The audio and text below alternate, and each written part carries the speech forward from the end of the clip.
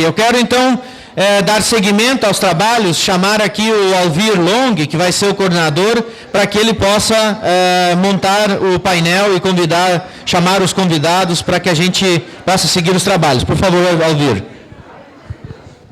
Boa tarde. Obrigado, Sérgio. Antes de mais nada, agradecer o convite, né, da organização do evento para a gente estar aqui participando, né, contribuindo de alguma forma com a coordenação dessa mesa e com os debates, né? Então, assim, acho que já chamando, né, os nossos palestrantes que vão apresentar um pouco os seus pontos de vista, as suas reflexões sobre esses desafios da questão alimentar para o século XXI, né? O Renato, né? O Sérgio antes já tinha comentado um pouquinho, depois na apresentação, na fala de cada um, vamos se apresentar um pouco melhor, né?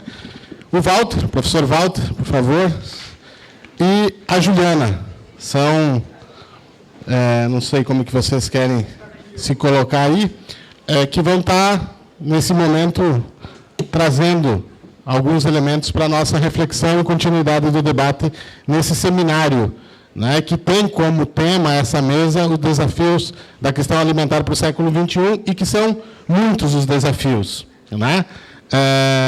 Cada um na sua área, na sua atuação, vai mapeando, identificando aqueles desafios ou questões que se apresentam como desafios centrais, né, na perspectiva de termos avanços aí na reconstrução de sistemas alimentares, nós costumamos dizer de novos sistemas agroalimentares de base ecológica, né?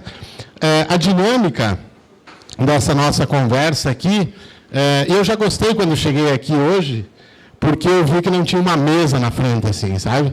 Porque às vezes tem isso, né? Então tá bem um ambiente de diálogo, de conversa, de reflexão coletiva, né? A dinâmica vai ser de aproximadamente 15 minutos para a exposição de cada um, é rapidinho, pontuar mesmo aquelas questões centrais, né? Que a gente pode fazer, eu acho, as 3 apresentações, daria aí um tempo de 45 minutos, 15 minutos cada apresentação, para depois a gente poder abrir para o debate e para perguntas, enfim, né? Para a gente estar refletindo conjuntamente aqui com o grande público. A gente vai ter aí avisando como é que está o tempo, para cada um saber, né? Como é que estão as coisas. Isso, temos aqui os cartãozinhos e tal. Eu não sei, fica a critério de vocês. Talvez o Renato queira começar essa... Senioridade. Mostra a sua identidade. A única senioridade, eu estou dizendo a ele que ultimamente eu ando sendo convidado para escrever prefácio de livro, e quando você começa a ser chamado para escrever prefácio é porque a coisa está difícil. Ou pós-fácil, né, Islândia? Então, muito boa tarde a todos e todas. Nas pessoas do Sérgio e da Potira, eu quero agradecer muito a oportunidade de mais uma vez estar aqui debatendo aqui nesse ambiente aqui da URGS, do PRDR, dos outros programas. É sempre um diálogo muito interessante. Eu não preparei nada de PowerPoint nem nada, imaginei apenas um roteiro de questões. Eu vou tentar ficar nos 15 minutos, portanto, se eu conseguir, eu não vou desenvolver as questões, vou mencioná-las apenas, né, as que eu pensei, mas você certamente vai ter que usar esses cartõezinhos todos, porque eu eu tenho o hábito de ultrapassar o tempo. Eu pensei, para discutir, para pontuar, né, desafios da questão alimentar, eu pensei em dois conjuntos de questões, um no plano internacional, outro no caso do Brasil. No plano internacional, acho que a crise alimentar de 2006, 2007, que acabou se revelando uma crise sistêmica, em que o movimento dos preços não era mais do que um epifenômeno de uma crise muito mais profunda, né? Ela trouxe os alimentos para o centro da agenda, novamente, e junto com os alimentos veio a agricultura, que estava numa posição um pouco secundária dos debates, um pouco sob a premissa de que estava tudo equacionado, os modelos funcionando, o mundo abastecido, etc. Né? E junto com, e como parte deste quadro, temos assistido já há algum tempo um processo de aumento de consumo dos alimentos mundial, né, no plano global, inclusive com alguns componentes bastante problemáticos, né, no que se refere ao consumo de proteínas, etc. Ou seja, não precisa de nenhum argumento malthusiano para tratar isso, acho que não é necessário, mas, de fato, há uma questão alimentar mais global, né, como fruto desse quadro de uma crise sistêmica, e ela é sistêmica não só porque o sistema alimentar está em questão global, como também porque as resoluções da crise sistêmica nos alimentos, ela está interconectada com 3 outras crises que são igualmente sistêmicas, não é? Como é o caso da crise econômica, a energética e ambiental, ou climática, se quiserem. Então, há um primeiro componente dos desafios da questão alimentar que se coloca nesse plano, e aí há uma importante discussão sobre os modelos e padrões que estão presentes nesse quadro crítico, não é? E muita controvérsia em relação a eles. De novo, não precisa de nenhum argumento malthusiano para discutir os limites do modelo econômico, agrícola e assim por diante, padrão de consumo e tal. Esse é o primeiro componente do plano internacional. O segundo, menos tratado, é que de uns 5 ou 6 anos para cá, talvez um pouco mais, a nutrição ganhou relevância no debate internacional. Mais visibilidade, não é? Em vários sentidos, posso mencionar 2. Por um lado, o tema das carências nutricionais, como se a gente já estivesse passando da discussão das carências absolutas para tratar de micronutrientes, necessidades específicas, etc. E a conhecida questão do sobrepeso e obesidade. Um componente desta notoriedade do tema nutricional que nos interessa de perto são as iniciativas buscando estabelecer as correlações entre agricultura e nutrição, né? Inclusive, tem um enfoque que está se tornando aí bastante difundido, que é de uma agricultura sensível à nutrição, não é? A gente deveria saudar este fato. Eu acho que tem vários aspectos positivos nisso, mas há aspectos igualmente preocupantes. O primeiro é que, neste caso, como tem acontecido em outros, o que se nota é uma apropriação, ou talvez eu devesse ser mais preciso, uma captura privada dessa agenda. Na verdade, em vários âmbitos da questão alimentar, o que se nota globalmente é uma captura privada dos espaços e dos debates, a começar no Comitê de Segurança Alimentar das Nações Unidas. Essa captura privada tem que ver com as corporações, obviamente, tem que ver com a presença das fundações privadas participando fortemente desse campo, entre as quais a mais conhecida é a Fundação Gates. Eu vou dar 2 exemplos disso, bem rapidamente. O primeiro exemplo é a biofortificação. A biofortificação oferecida como resposta a esse tema da preocupação com as carências nutricionais e como um tipo de resposta à relação agricultura-nutrição completamente diversa, por exemplo, da que temos valorizado ao tentar fazer a correlação entre dietas diversificadas e biodiversidade, né? É uma resposta completamente distinta. Nesta resposta está a Embrapa, né? O braço nacional do projeto da Harvest Plus, etc., é o Bioforte da Embrapa.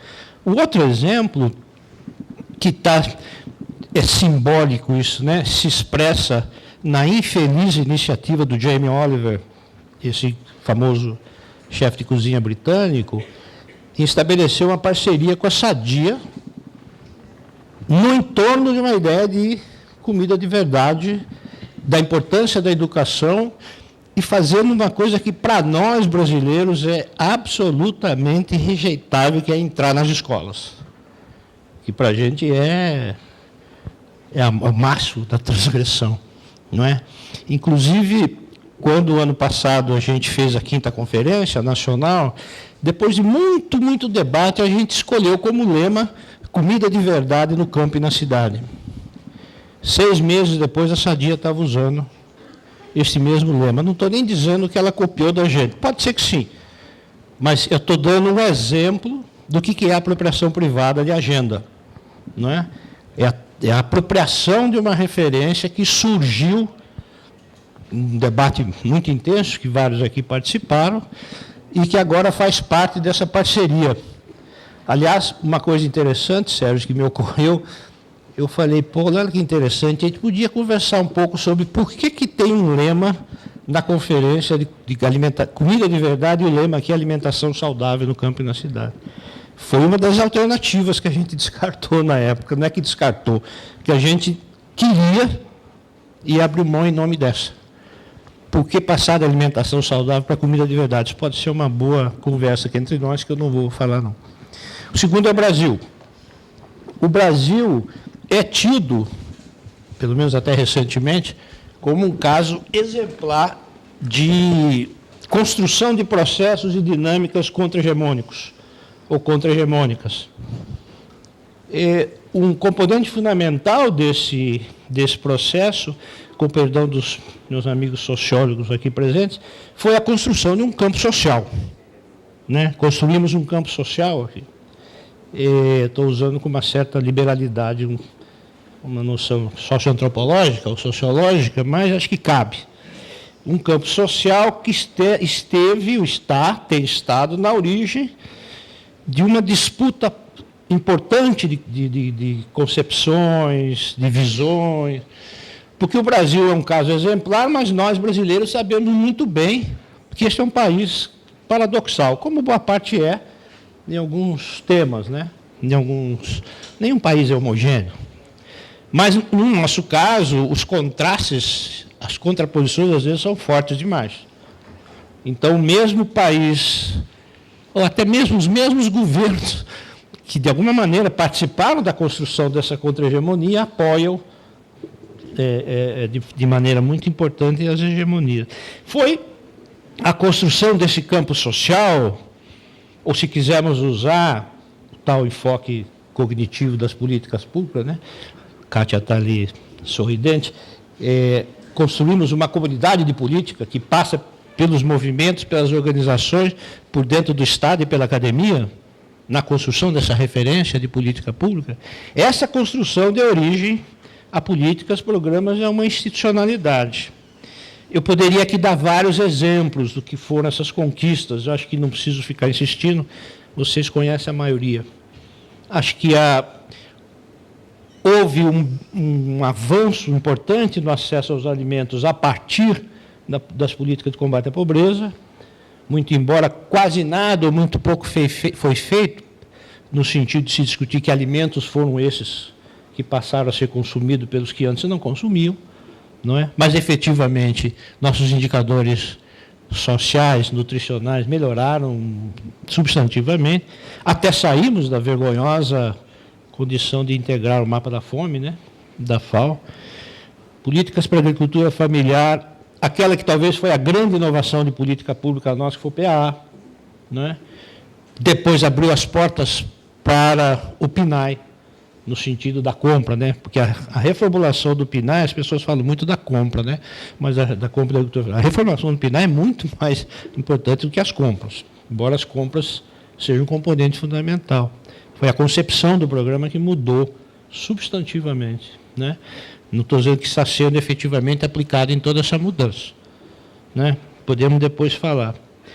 O lançamento do Guia Alimentar e daquele documento dos alimentos regionais brasileiros, isso foi uma coisa notável feita pelo governo, notável pelo Ministério da Saúde da época. Uma repercussão internacional muito grande. Um governo lançando um documento contrariamente aos interesses da indústria, que não queria nem que fosse publicado, dizendo que não pode comer processados, ou que não é bom comer alimentos processados ou ultraprocessados. Então, foram vários os exemplos. Mas é claro que desafios persistem. Um primeiro desafio, eu vou chamar a atenção de 5 rapidamente, para poder cumprir o tempo. Primeiro, a fome persiste em grupos sociais específicos. É preciso saber tratar isso. Estou me referindo especialmente às populações indígenas e alguns grupos da região, zona rural da região norte do país. Segundo, temos um enorme desafio no enfrentamento da educação alimentar e nutricional, onde acho que muito pouco foi feito. Não tem pouca coisa feita, não, mas muito aqui. Aliás, porque também faz parte das ações o enfrentamento da propaganda e da publicidade, né? É parte, do meu ponto de vista, é parte da discussão de educação alimentar e nutricional. E esse é difícil. Esse, não falta gente valorosa metida nisso, mas é muito difícil. A permanente contraposição de modelos, acho que nós estamos a todo momento enfrentando. Temos uma posição agora cada vez mais proeminente dos intelectuais do agronegócio, lançando os seus diagnósticos, seus documentos, não é? Está bastante evidente. Acho que a questão, acho que foi o Sérgio que falou, não sei, dos alimentos como patrimônio, também é outra ainda por desenvolver, e eu quero finalmente falar um que tem muito a ver com o tema desse workshop, que é as cidades. Mas um pouco com um olhar, talvez, um pouco distinto. Quer dizer, normalmente, especialmente nós que vimos do campo das agrárias, estudos rurais, etc., a gente discute muito a urbanização, né? Então, a urbanização e as suas repercussões nas estratégias de desenvolvimento rural, de produção, etc. Eu estou me referindo especificamente às questões de soberania e segurança alimentar, questões urbanas, pensadas assim. Claro que você vai parar no rural de alguma maneira e no agrícola, mas são questões essencialmente urbanas e que são particularmente importantes nas cidades de porte médio e regiões metropolitanas. Podemos depois desenvolver isso. Lá no nosso centro de pesquisa, com as meninas e as suas teses de doutorados, né? Eu gosto de vender tese de doutorado, viu, Sérgio? Eu passo o tempo inteiro vendendo e quase sempre consigo quem compre. Então, nós estamos tentando dar contribuições em 3 campos, que eu acho que valia a pena mencionar, não é para falar do centro, não é para falar dos temas. Primeiro, desenvolver uma abordagem de sistemas alimentares descentralizados. Acho que existe uma carência, inclusive conceitual, né, no tratamento da noção do sistema alimentar, e principalmente uma visão de que as localidades, a nossa referência são as localidades são abastecidas por uma combinação de dinâmicas que se entrecruzam, internacionais, nacionais e locais. Isso que seriam os sistemas alimentares descentralizados, que a gente quer desenvolver como abordagem. Aí sim, partindo das localidades e indo em direção à produção, né? O segundo é nesse tema agricultura e nutrição, né? Um trabalho para enfrentar, para evidenciar quais são as abordagens que estão por aí, especialmente da FAO, que tipo de orientações saem dos organismos internacionais em face dessa notoriedade do tema da nutrição. E, finalmente, uma coisa muito importante é o que está acontecendo com os alimentos básicos no Brasil. Acho que a gente está prestando muito pouca atenção nisso. Por caminhos indiretos, sem ser esse objeto na época, mas eu fui me dedicar a tratar dos preços dos alimentos, né, naquele trabalho, e topei com informações que me deixaram estarrecidos. Uma delas eu já sabia, todos nós sabíamos, o arroz, né? De repente você se dá conta que 70% do arroz do Brasil vem daqui, do Rio Grande do Sul, e é irrigado. Acho que é 8% da área irrigada produz 80% do arroz. E é uma variedade só. Isso não é óbvio, por mais que tenha uma lógica privada, deficiência, mas não é óbvio. Num país onde a gente consome arroz em todas as refeições, todos os dias. Isso não é óbvio. Depois eu fui ver o feijão. Aí, de repente, eu descubro que a principal expansão do feijão, calpi, que os nordestinos comem, é o feijão irrigado pivô central no centro-oeste. Isso também não é óbvio. E agora, acabei de vender um projeto de tese que estava faltando, que é mandioca. Não é? O que se passa com a produção de mandioca, farinha de mandioca. Então, esta questão do que acontece com os alimentos básicos no Brasil, ela é fundamental, seja pela sua relocalização, seja pela reespacialização, seja pela questão das formas de produção. Por último, meu tempo já está esgotado, os riscos, né? Falei de desafios. Agora, vou falar de um risco absolutamente óbvio. Esse risco óbvio é o golpe, né? O Brasil pós-golpe. O Brasil pós-golpe, ele ainda é para a gente um panorama muito incerto. Há muitas possibilidades, eu não vou, obviamente, me dedicar a fazer aqui análise, possibilidades, etc. O que se sabe já no nosso campo são iniciativas de desmonte, em alguns casos, um deles é o PA, uma das modalidades do PA, que já foi, para não falar do MDA, etc. Uma que, para mim, é tão perigosa quanto o desmonte, que é a ressignificação de segurança alimentar nacional. E para isso não faltarão intérpretes, não é? Para ressignificar. Dou um exemplo. Ministério de Ciência, Tecnologia, Inovação e Comunicação. Essa coisa esdrúxula, né? Que foi criada pós-reforma, ele extinguiu a Coordenadoria Geral de Segurança Alimentar Nacional, que estava numa Secretaria de Inclusão Social. Então, olha aí a abordagem. E mandou o tema da segurança alimentar lá para as biológicas. Virou uma questão tecnológica, técnica, produtiva, etc. Isso é ressignificar, né? Isso é ressignificar. Se forem ler lá o documento dos intelectuais do agronegócio, vão achar coisas muito parecidas. E rearranjos institucionais. Nesse contexto, me dê 30 segundos, que é uma propaganda do bem. Há 15 dias atrás, ou 3 semanas atrás, nós realizamos em Brasília o Encontro Nacional de Pesquisa em Soberania e Segurança Alimentar Nacional. Para nossa surpresa, eu pelo menos fiquei bastante surpreso. A receptividade desse encontro foi notável. Nós tivemos 200 trabalhos submetidos. 180 foram selecionados e aprovados. 220 participantes pagantes. Um encontro marcadamente interdisciplinar. Marcadamente. Várias das pessoas que estão aqui estiveram lá. E dali nasceu uma rede, a Rede Nacional de Pesquisa em Soberania e Segurança Alimentar, que nós estamos colocando em marcha, espero a partir da semana que vem. Não é? E o que é muito importante, ali foi bastante ressaltado o papel que nós, academias, temos nisso.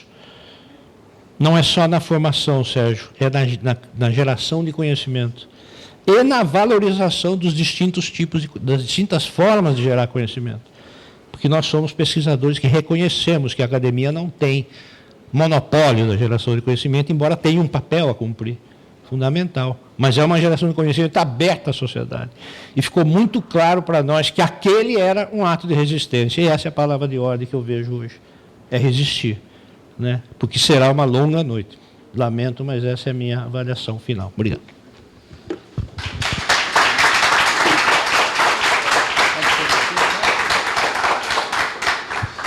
Obrigado, Renato, que traz esses desafios, né? E nos já instiga para um conjunto de coisas para aprofundarmos e outras para ficarmos indignados também.